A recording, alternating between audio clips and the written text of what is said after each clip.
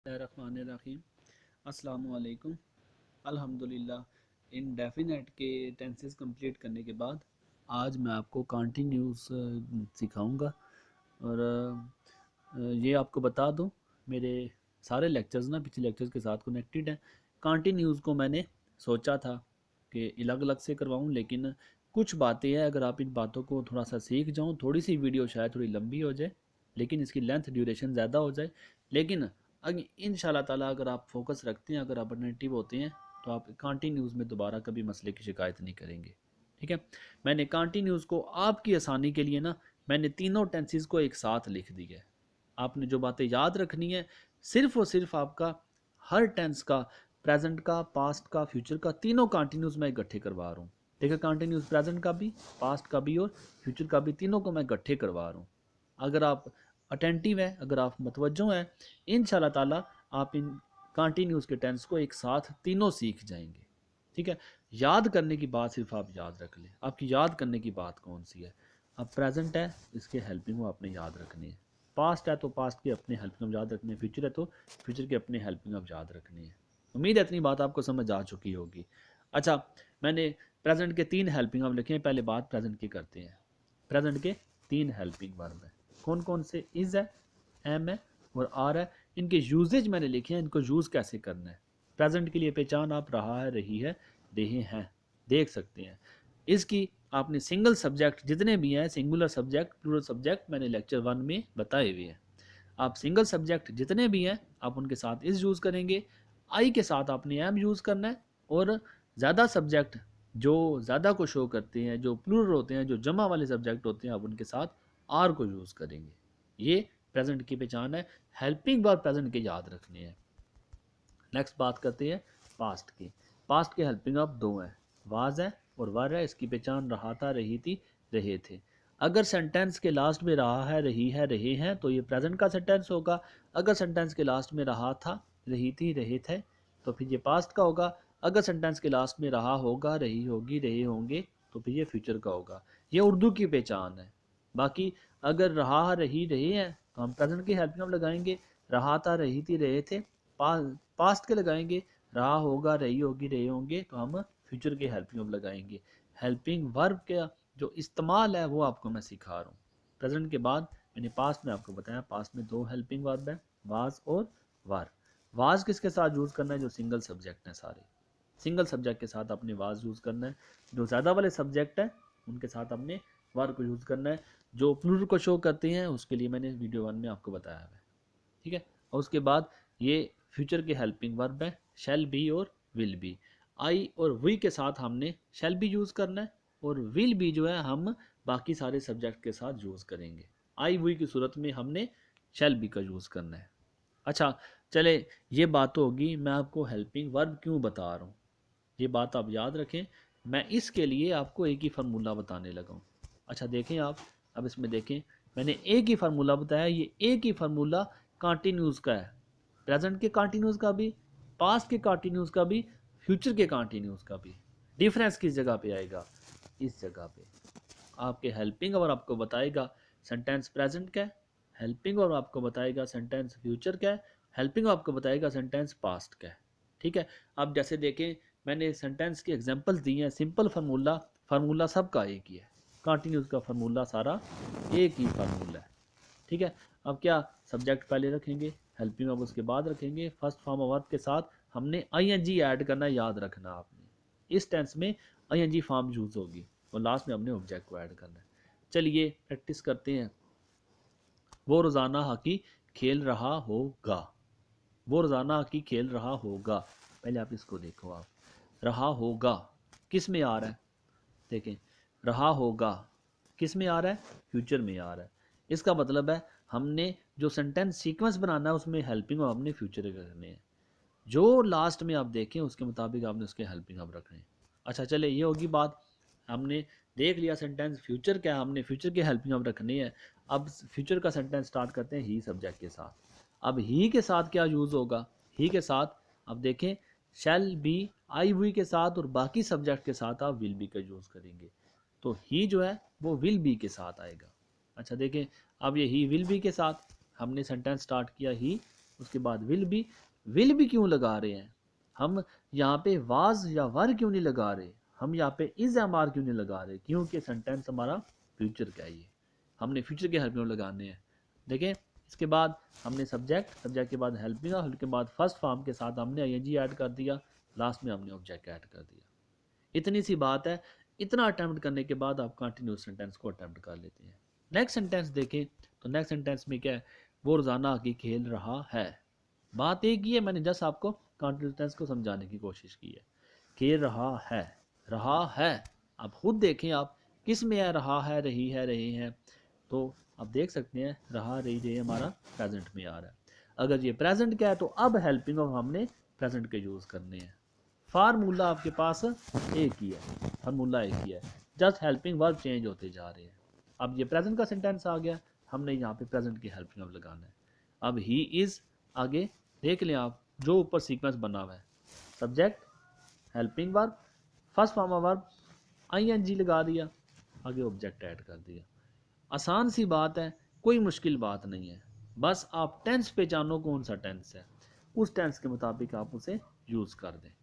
Last में मैं रात को टीवी देख रहा था, रही थी, रहे थे। देख इसमें है रहा था, रही थी, रहे थे, ये पास्ट में आ रहा है। पास्ट में है, हमने पास्ट के हेल्पिंग वर्ब लगा देनी है। ठीक है, अब उसके मुताबिक आपने उसका हेल्पिंग वर्ब यूज़ करना है।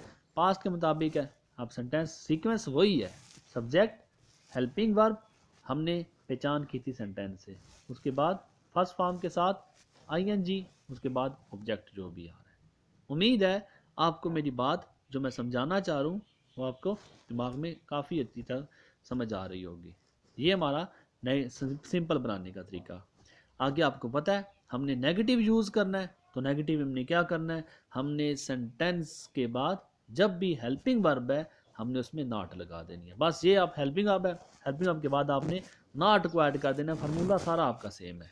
जैसे देखें आप इस नेक्स्ट में देखें, हेल्पिंग वर्ब के बाद मैंने जस्ट क्या किया, नॉट का इजाफा कर दिया, बाकी फार्मूला सारे का सारा सेम है। नेगेटिव बन जाएगा, नेगेटिव क्या, ना लगा दी गई, ना लग गई, हमने सेंटेंस को हेल्पिंग वर्ब में चेंज करना है विल बी, ये देखिए वही है, आप पहचान करके अब क्या शैल बी या विल बी नेगेटिव में चेंज करेंगे, इन दोनों के दरमियान में नॉट लगाना है। अगर शैल बी है, जैसे I shall not be playing hockey, अगर आई शैल है, हम शैल बी या विल बी जो भी सेंटेंस के अंदर रिपीट हो रहा है हम उसके दरमियान में नॉट लगाएंगे। उम्मीद है आपको इस बात की समझ आ गई होगी, क्या कि जब हेल्पिंग वर्ब डबल आ जाता है हम उसके दरमियान में नॉट लगाने। इस बात को याद रखना, आपको नेक्स्ट टेंस में भी काफ़ी मदद देगी। ठीक है, अब उसके बाद हमने देखा नेगेटिव बनाना था, हेल्पिंग वर्ब के बाद हमने जस्ट नॉट लगा दिया। नेगेटिव बनाना है, हेल्पिंग वर्ब के बाद हमने नॉट लगा देना है। बाकी जो टेंस है उस टेंस के मुताबिक आप उसका हेल्पिंग वर्ब भी लगाते जाएं, आपका नेगेटिव बन जाएगा। नेक्स्ट इंटरोगेटिव, सिंपल सी बात है। क्या किया आप, सिंपल को अगर आप देखें ना, ये सेंटेंस सिंपल का है, जस्ट आसान सा फार्मूला, कोई ज़रूरत नहीं रट्टे लगाने की। क्या करें, हेल्पिंग वर्ब को उठा के आप यहाँ पे शुरू पे रख दें, हेल्पिंग वर्ब बन जाएगा, subject, first form verb, ING, object, बस आपका सवाल बन गया। इसी चीज़ को आप देखें, मैंने इसमें भी बताया, हेल्पिंग वर्ब को मैं शुरू में ले आया हूँ, सब्जेक्ट, फर्स्ट फॉर्म, आईएनजी वगैरह वगैरह, आगे सारा उसी तरह ही है, सेंटेंस सारा सीक्वेंस उसी तरह ही है। हाँ, इसमें आपने क्या करना है, आप देखें आपने बनाया था विल और बी के साथ सेंटेंस बनाया था, ठीक है, हाँ, he will be playing hockey, sentence sequence में। अब इसी तरह आपने क्या करना है, जब इसको सवाल में चेंज करना है, सवाल में चेंज करने के लिए जस्ट आप क्या करेंगे, इस विल को उठा के शुरू में रख देंगे, बी अपनी जगह पे रहेगा। सिंपल से आपको आसानी से समझ लग जाएगी। अब ये देखें सेंटेंस आपके पास बना हुआ है, सिंपल का सेंटेंस देख लेते हैं। He will be playing regularly hockey, regularly हम क्या करेंगे, हमने इसको सवाल में चेंज करना है। जस्ट इतनी सी बात है कि मैं विल को उठा के इसे शुरू में रख दूंगा, बी अपनी जगह पे ही है, विल को हमने सब्जेक्ट के पीछे ले आना है। सेंटेंस कैसे बन जाएगा, will he B playing hockey regular. आप मेरे साथ साथ समझ रहे होंगे इसे, ठीक है। जस्ट हमारे पास ये डबल वर्ब आने की सूरत में डबल हेल्पिंग वर्ब आता है, हम इसमें जो फर्स्ट वाला होता है उसको उठा के शुरू में रख देते हैं, दूसरा अपनी जगह पे रहेगा। सेंटेंस अगर हमें विल को उठा के शुरू में रखेंगे तो कैसा सेंटेंस बनेगा, सेंटेंस कुछ इस तरह बन जाएगा। क्या विल को उठा के शुरू में देंगे, will he B playing hockey regularly. उम्मीद है आपको इस चीज़ की समझ आ चुकी होगी। यहाँ पे सब्जेक्ट है ही सिंगल, जस्ट सब्जेक्ट को उठा के हमने शुरू में रख दिया, सॉरी हेल्पिंग वर्ब सिंगल है, हमने इसे उठा के शुरू में, जब भी हेल्पिंग सिंगल था हमने इसे उठा के शुरू में रख दिया। हेल्पिंग वर्ब को शुरू में रखना मतलब हमने इसको सवाल में चेंज कर दिया। ठीक है, उम्मीद है आप मेरे साथ साथ इस बात को समझ चुके होंगे। नेक्स्ट अगर आप देखें लास्ट में हेल्पिंग वर्ब नेगेटिव वाला हमने सवाल लगाना है। Helping verb subject not first form verb और आईएनजी ऑब्जेक्ट है। अच्छा, नेगेटिव इंटरोगेटिव है, नेगेटिव इंटरोगेटिव जिसमें ना भी है, जिसमें सवाल भी है। अच्छा, ना वाले सेंटेंस को हमने सवाल में कैसे चेंज करना है। क्या ना वाला सेंटेंस आप देखें, ये हमारे पास ना वाला सेंटेंस था, हमने क्या किया, हमने जब इस ना वाले सेंटेंस को सवाल में चेंज करना है, जस्ट क्या करें, इसको उठा के शुरू में रख दें। Will he not be playing hockey regularly, इसमें हेल्पिंग को उठा के शुरू में रखते हैं। Is he not playing hockey regularly, helping को उठा के शुरू में रख दें। Was I not watching television, just यही बातें आपकी इसमें भी हुई हुई है। ये देखें आप, will he not be playing, just मैंने विल को उठा के शुरू में रख दिया, इज को उठा के शुरू में रख दिया, आई को मैंने हेल्पिंग वर्ब के बाद लगा दिया। ये सेंटेंस आपका इंटरोगेटिव भी हो जाएगा, ये सेंटेंस आपका नेगेटिव में भी चेंज हो जाएगा।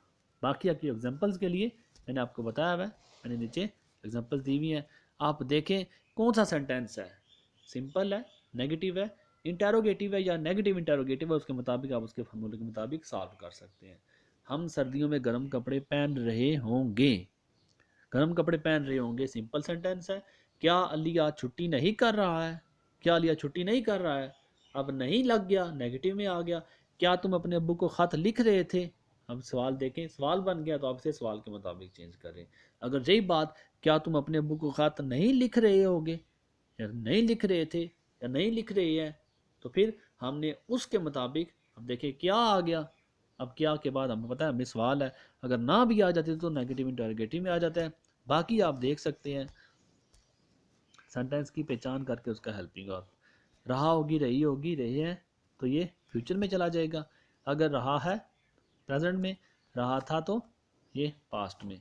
जिस टेंस का हेल्पिंग वर्ब हो, जो टेंस आप देखें, प्रेजेंट का है तो प्रेजेंट का हेल्पिंग वर्ब, पास्ट है तो पास्ट का हेल्पिंग वर्ब, फ्यूचर है तो फ्यूचर का हेल्पिंग वर्ब लगाएं। बस बाकी फार्मूले सारे सेम है, अलग से आपको याद करने की से कोई ज़रूरत नहीं है। उम्मीद है आपके लिए ये वीडियो काफ़ी मददगार साबित हो, आपको इसमें टेंसेस कंटिन्यूस की काफ़ी हद तक समझ आ गई हो, और जितनी भी आप इस वीडियो को देखें, जितनी समझ के साथ, जितनी आप इसे जितना रिपीट करेंगे, हर रिपीट में आपको इस चीज़ की नई समझ देगा। उम्मीद है आप लोग इसे काफ़ी हद तक समझ चुके होंगे। मुझे इजाज़त दें, अल्लाह हाफिज़।